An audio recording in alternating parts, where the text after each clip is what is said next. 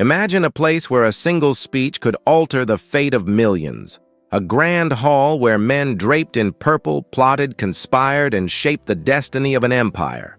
This wasn't just any meeting room. This was the Roman Senate, the beating heart of the greatest republic the ancient world had ever known. Picture yourself walking through those marble columns, the air thick with ambition, the whispers of conspiracy echoing off the walls. These senators weren't just politicians. They were the masters of the known world. Each word they spoke could launch armies, forge alliances, or condemn entire cities to destruction. What would you do if you sat among them?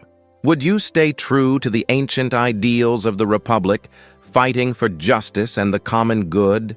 Or would you succumb to the intoxicating pull of absolute power, joining the web of intrigue that would eventually bring Rome to its knees?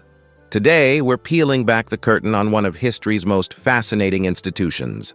From its legendary origins in the 6th century before Christ to its final submission before the might of emperors, we'll discover how a council of nobles managed to control the Mediterranean world for centuries. Why did Julius Caesar cross the Rubicon rather than face their judgment? How did Augustus, Rome's first emperor, transform these proud senators into willing puppets? And what dark secrets lay hidden beneath their flowing togas and noble speeches? The story of the Roman Senate is more than just ancient history. It's a tale of power, betrayal, and the eternal struggle between democracy and tyranny, a story that echoes through the centuries to our own time. If you're ready to journey back to the days when Rome ruled the world, when debates could start wars and a senator's whisper could topple kings, then you're in the right place. Join us at Imperium Chronicles as we uncover the truth behind the most powerful assembly in ancient history. And if you want to make sure you don't miss any of our upcoming historical journeys, remember to subscribe to our channel and ring that notification bell. Trust me, you won't want to miss what's coming next.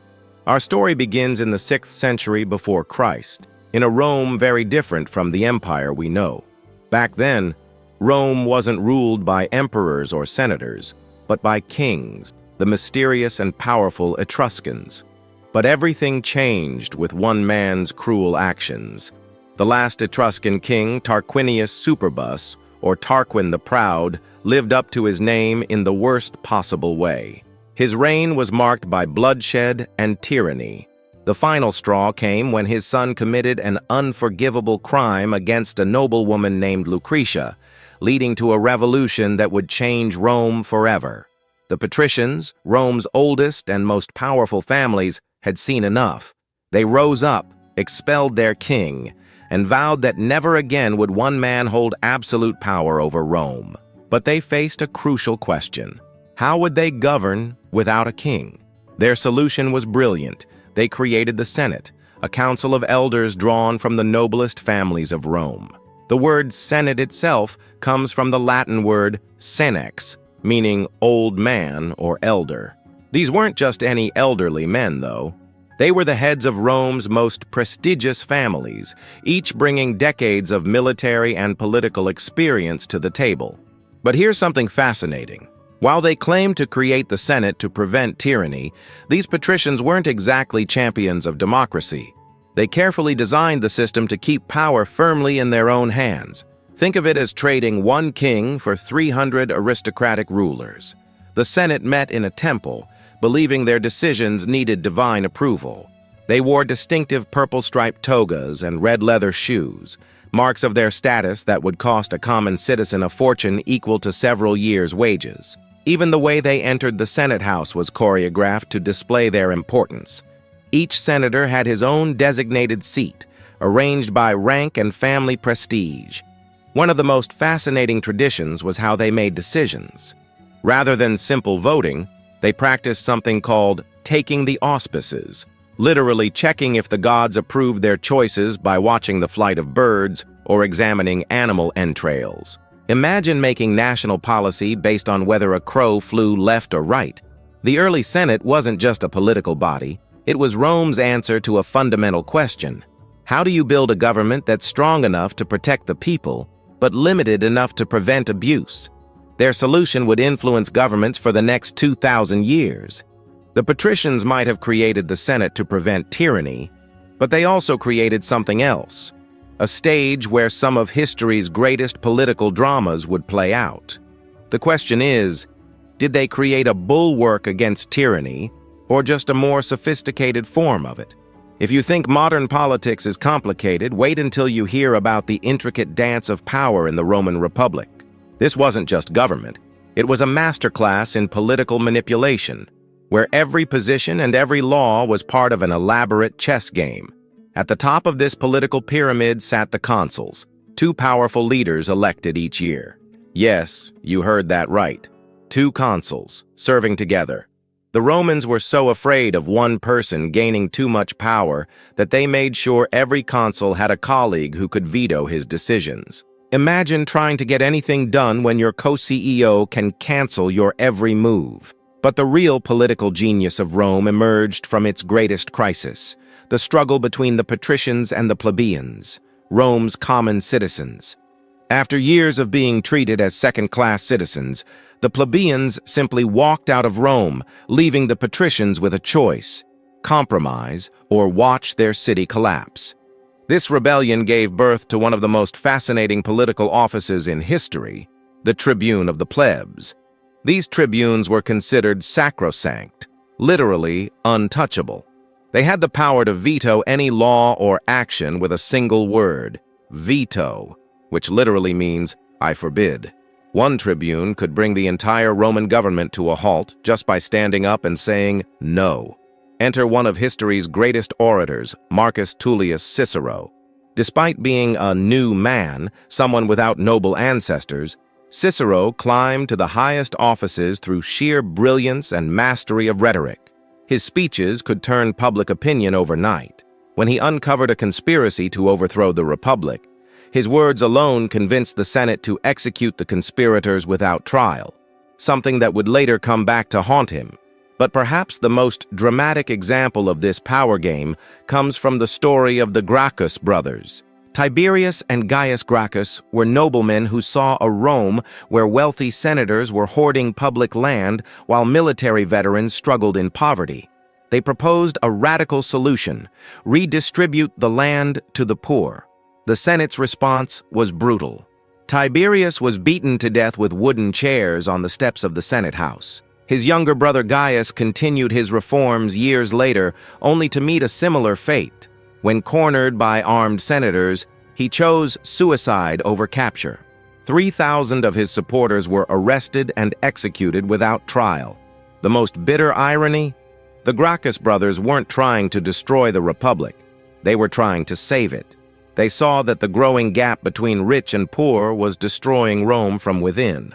The very reforms they died for would later be implemented by emperors, but by then it was too late to save the Republic. Their story shows the Senate at its worst, an institution so focused on protecting its privileges that it would rather murder reformers than address real problems. The Lex Hortensia might have given plebeians equal legal rights, but the real power remained firmly in the hands of those who would do anything to keep it. This wasn't just politics. It was a deadly game where the stakes were nothing less than the future of Rome itself. And as we'll see in our next chapter, these political battles would eventually lead to something even more dangerous: civil war. The year 49 before Christ marked a point of no return for the Roman Republic. Picture this: a bitter winter night, as Julius Caesar stands at the banks of a small river called the Rubicon. Behind him, his loyal legions wait in silence. Before him lies a choice that will change history forever. By law, no general could cross this river with an army. It was treason, punishable by death. The Senate, fearing Caesar's growing power, had ordered him to disband his forces and return to Rome alone. They knew he would refuse. They wanted him to refuse. As Caesar stood there, witnesses say he uttered the famous words, "The die is cast." With that simple phrase, he committed the ultimate act of defiance. His army crossed the Rubicon, marching toward Rome itself. The Senate fled in panic, and civil war erupted across the Republic. But why did it come to this? For years, the Senate had watched Caesar's popularity grow among the common people. His military victories in Gaul had made him wealthy and powerful, too powerful for the Senate's comfort. They saw him as a threat to their authority, to the very foundations of the republic they claimed to protect. Caesar's victory was swift and decisive. Within months, he controlled Rome and declared himself dictator. The Senate, that proud institution that had governed Rome for centuries, became little more than a rubber stamp for his decisions. But some senators refused to bow. Then came the Ides of March, 44 before Christ. 23 dagger wounds ended Caesar's life on the Senate floor. Among the assassins were men he had pardoned, even called friends. But the most fascinating part? The Senate house where Caesar fell stood next to a theater where his rival Pompey's statue watched the whole bloody scene unfold. Yet Caesar's death didn't restore the Republic as the assassins had hoped. Instead, it sparked new civil wars. Enter Marcus Tullius Cicero, Rome's greatest orator. In a series of 14 speeches known as the Philippics, he launched a verbal assault against Mark Antony, Caesar's former right-hand man, who now sought to seize power for himself. Cicero's words were as sharp as any blade. "You have strengthened the enemies of the Republic," he thundered before the Senate, "and weakened its defenders." These speeches would be his last stand for the Republic, and they would cost him his life. When Antony finally gained power, Cicero's head and hands were displayed in the very forum where he had once moved crowds with his eloquence. The bitter truth? Both Caesar and his opponents claimed to fight for Rome's future. The Senate stabbed Caesar 23 times, but the most fatal wound was to the Republic itself. It never recovered. In the chaos that followed, Caesar's adopted heir Octavian would rise to become Augustus, Rome's first emperor, and the Republic would fade into history. So, what do you think? Would you have sided with Caesar's vision of reform through strong leadership, or with the Senate's defense of traditional Republican values? The answer isn't as simple as it might seem. Like this video if you want to explore more pivotal moments in Roman history, and share your thoughts in the comments below. Let's keep uncovering the epic stories of ancient Rome together. Remember to subscribe to Imperium Chronicles and hit that notification bell. After the bloodshed of civil war, Rome yearned for peace. Enter Octavian, Caesar's adopted heir, who would later become Augustus, the master of political theater. What he created was perhaps the greatest illusion in Roman history, a republic that no longer existed, performed daily in the Senate house for all to see. Picture the scene, 27 years before Christ. Octavian stands before the Senate, appearing tired and humble. In a carefully rehearsed performance, he declares his intention to retire from public life and restore power to the Senate. The senators, reading their part in this elaborate play, beg him to stay.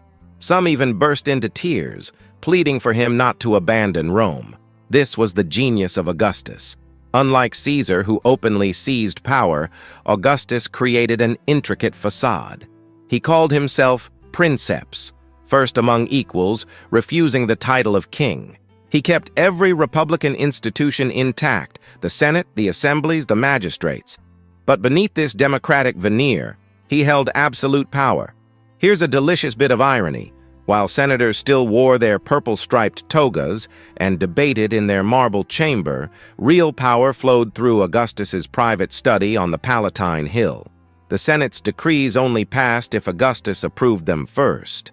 Many senators knew this game well. They were actors in an elaborate charade. Want to know something fascinating? Augustus would often pretend to be ill when controversial matters came before the Senate. This way, senators would visit his home to conduct business, subtly reinforcing who really held power. Some clever senators learned to watch Augustus's facial expressions during debates. The slightest frown could end a political career. The flattery reached absurd levels. Senators proposed divine honors for Augustus, built temples to him, and competed to praise him in ever more elaborate ways. One senator, we're told, vowed to sacrifice himself if Augustus recovered from an illness. Augustus, playing his part perfectly, graciously declined such extreme shows of devotion while secretly enjoying them. But not everyone was fooled. The famous historian Tacitus later wrote, that Augustus had seduced the army with bonuses and the people with cheap food. He attracted everybody by the sweetness of peace, and thus the Republic, exhausted by civil wars, accepted him as master. The Senate chamber became a theater where democracy was performed daily, but the real decisions were made elsewhere. Senators who understood this survived and prospered. Those who didn't? Well, let's just say that voluntary exile became a popular career choice for outspoken senators. Perhaps the most telling detail? Augustus rearranged the Senate seating so that his supporters sat closest to him, while potential troublemakers were relegated to the back rows. Even seating arrangements became a tool of power. Augustus created a system so clever that it would survive for centuries. Future emperors might be good or bad, sane or mad, but the facade he built remained. The Senate continued to meet, debate, and pass laws, all while real power lay in the hands of one man. Think about it. What's more powerful, openly taking authority or convincing people to give it to you willingly? Augustus knew the answer, and through his brilliant political theater, he transformed Rome from a republic into an empire while maintaining the illusion that nothing had changed at all. 2,000 years after the Roman Senate's glory days, its echo still resonates in the marble halls of modern democracy. When America's founding fathers gathered to craft their new nation, they didn't look to the kings of Europe for inspiration. They looked back to ancient Rome. The Roman model of governance, with its system of checks and balances, became the blueprint for modern democratic institutions. Think about it. The United States Congress, with its Senate and House of Representatives, mirrors the Roman system of the Senate and popular assembly. Even the word Congress comes from the Latin congressus, meaning a meeting or gathering. But here's something fascinating. When the American founders chose to name their upper chamber the Senate, they knew exactly what they were doing. They wanted to create a body of experienced legislators who could act as a counterweight to popular passions, just as the Roman Senate was meant to balance the more volatile popular assembly. The influence didn't stop there. The French Revolution, despite its radical break with the past, eventually embraced a bicameral system inspired by Rome. Brazil, following independence, established its own Senate, continuing the Roman tradition in the New World. Even the British House of Lords, though evolved from feudal councils, took on aspects of its Roman predecessor. Let's talk about an incredible detail. In many modern senates, you'll find symbols directly borrowed from Rome. The fasces, a bundle of rods that symbolize Roman authority, appears in the French Senate. The eagle, Rome's imperial standard, spreads its wings in countless legislative chambers worldwide. Even the architecture of these buildings often features Roman columns and domes. But the Roman Senate's legacy isn't just about architecture and symbols. It's about fundamental questions of governance that we still wrestle with today. How do we balance the will of the people with the need for stable, thoughtful leadership? How do we prevent both mob rule and tyranny? The Roman Senate, for all its flaws, tried to answer these questions. Sometimes it succeeded brilliantly, standing firm against tyrannical ambitions and protecting republican values. Other times it failed spectacularly, descending into corruption and self-interest that would make modern political scandals look tame. Here's a thought-provoking parallel. Just as Roman senators faced the challenge of balancing personal ambition with public service, modern legislators face similar dilemmas. The Roman Senate's struggle between preserving tradition and adapting to change mirrors our own political debates. Consider this. When Cicero spoke of the Senate as the anchor of the state, he was expressing an ideal that still resonates. Modern senates, like their Roman predecessor, are meant to be bodies of deliberation and wisdom, places where heated political issues can cool and find reasonable solutions. But did the Roman Senate ultimately protect or betray the Republic? The answer isn't simple. While some senators conspired with tyrants and lined their own pockets, others gave their lives defending Republican freedom. Perhaps that's the most important legacy, the reminder that institutions are only as good as the people who serve them. Today's senates face many of the same challenges. balancing regional interests, checking executive power, and maintaining public trust. The Roman Senate's story serves as both inspiration and warning, showing us the potential for both greatness and corruption in our democratic institutions. What do you think? Are modern senates living up to their Roman inspiration? Or are they repeating some of the same mistakes? Share your thoughts in the comments below. Remember, history doesn't just repeat itself, it teaches us, if we're willing to learn. Hit that like button if you want to explore more connections between ancient and modern governance, and join us next time for another fascinating chapter in the story of civilization. As we close our journey through the corridors of Roman power, let's pause and reflect on what the Senate's story tells us about our own time. For more than 5 centuries, this institution shaped the destiny of the ancient world. Its rise, corruption, and transformation offer us more than just historical facts. They present a mirror to our own political struggles. Think about it. The Roman Senate began as a revolutionary idea, that a group of experienced leaders could guide a nation better than a single king. This same principle still echoes in the halls of modern governments. But as we've seen, even the noblest institutions can be corrupted by human ambition. The Senate survived the fall of kings, the chaos of civil wars, and even the rise of emperors. Yet its greatest battles weren't fought with swords and shields, but with words and principles. When Cato the Younger stood alone against Julius Caesar, or when Cicero defended the Republic with his last breath, they weren't just fighting for their own power. They were fighting for an idea that some principles matter more than personal gain, that some institutions should stand above individual ambition. Here's a sobering thought. The Roman Senate's transformation from guardian of liberty to rubber stamp for emperors didn't happen overnight. It happened gradually, through small compromises, through moments when good people chose silence over courage, comfort over principle. Sound familiar? Today, as we watch our own political dramas unfold, the lessons of the Roman Senate feel more relevant than ever. When do we stand firm, and when do we compromise? How do we prevent necessary institutions from becoming tools of corruption? These aren't just academic questions. They're challenges we face every day.